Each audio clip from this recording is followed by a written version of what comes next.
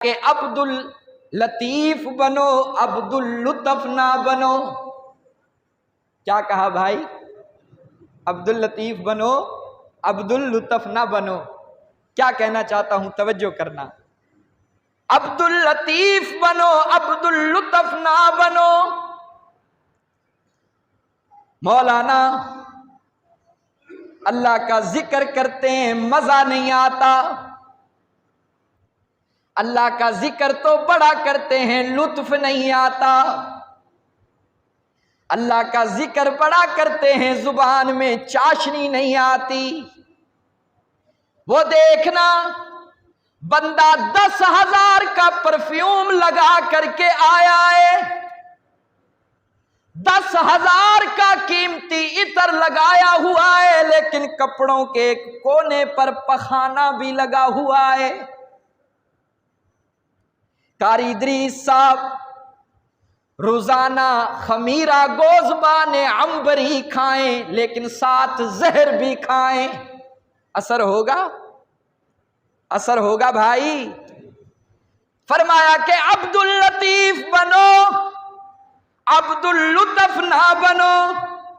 Motor چلائی ٹینکی بھرنے کے لیے، موٹر کا پانی ٹینکی میں جا رہا ہے، نیچے 3 ٹوٹیاں بھی کھلی ہوئی ہیں۔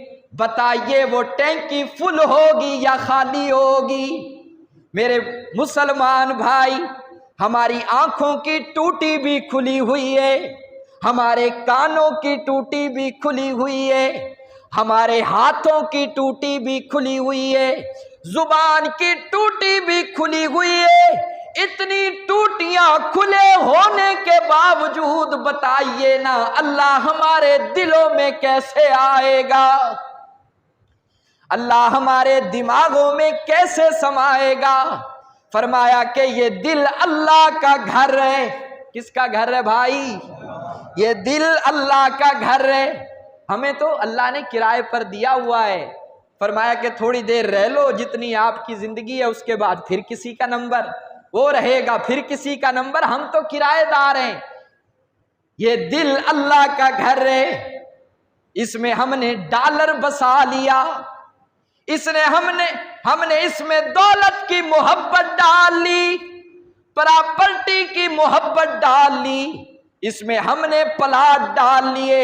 ایمان سے بتائیے کہ جس دل میں دنیا آ جائے، پھر اللہ اس دل میں کیسے آئے گا؟ اللہ اس دل